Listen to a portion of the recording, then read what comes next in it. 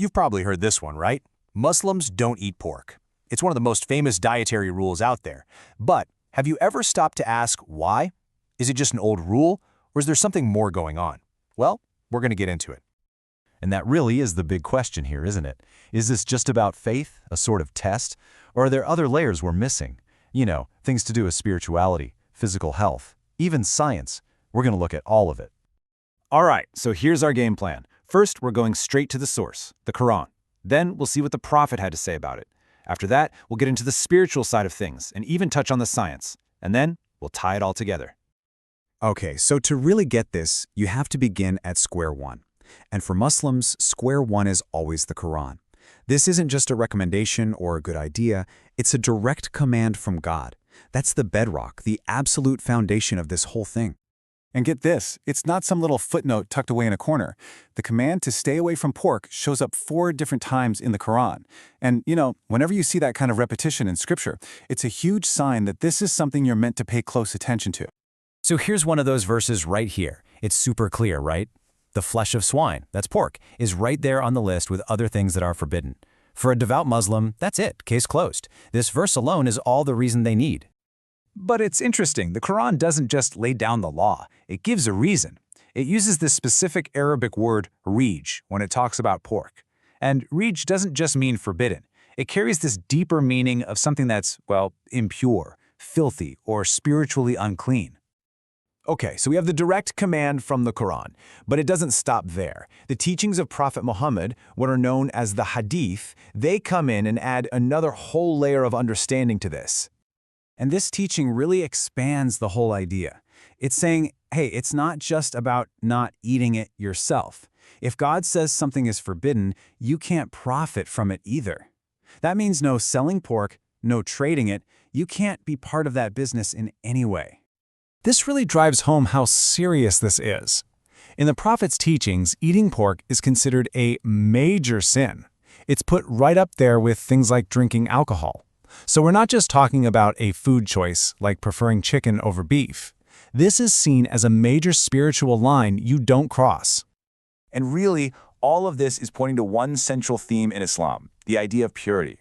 There's this fundamental belief that what you consume physically has a direct effect on your spiritual state, on your soul. And here's a fascinating part. The quantity is irrelevant. It could be a full-on pork chop, or it could be a tiny bit of gelatin derived from pork hidden in a gummy candy. In Islam, consuming anything that's forbidden or haram is seen as having a spiritual impact, no matter how small. This saying from the Prophet is, wow, it's really powerful. It paints this picture of someone praying with all their heart, but their prayers just aren't getting through. Why? Because their body is fueled by things that are forbidden. The takeaway is that eating something like pork can literally put up a wall between you and God. All right, so we've looked at the direct command and the whole spiritual dimension. But now let's switch gears a bit, because a lot of people point to modern science as a really interesting way to understand the wisdom behind this very old rule. I mean, for thousands of years, this was purely about faith. But today, science has caught up and has found some real potential health risks. We're talking about nasty parasites like the one that causes trichinosis, or even a pork tapeworm that can, believe it or not, end up in your brain. And that's not all. Pigs have a unique physiology. They barely sweat, so a lot of the toxins they consume can get stored right in their fatty tissues.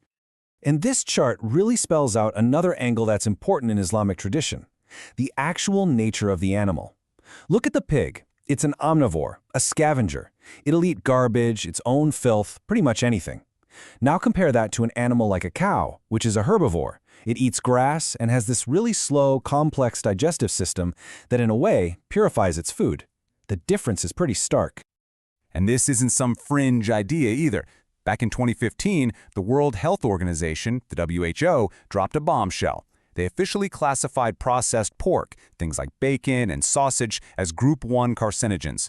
You know what else is in that group? Tobacco. That really made people sit up and take notice. So, let's pull all these threads together. You've got the direct command from God, you've got this deep idea of spiritual purity, and now you have these modern scientific findings. The way Islam looks at it, all of these things aren't separate. They're all woven together into one big idea. And this is the crucial part, the framing. For a Muslim, this isn't seen as God just putting up a random fence to make life difficult. It's viewed as a form of divine protection. It's a shield designed to guard both the physical body and the soul from harm. And that brings us right back to where we started, but with a whole new way of looking at it. It doesn't matter if you're coming at this from faith, spirituality, or even health. The common thread is always about preservation, about keeping something safe. So it leaves you with a final question to chew on. Is a rule like this meant to be a restriction, or is it actually a form of protection?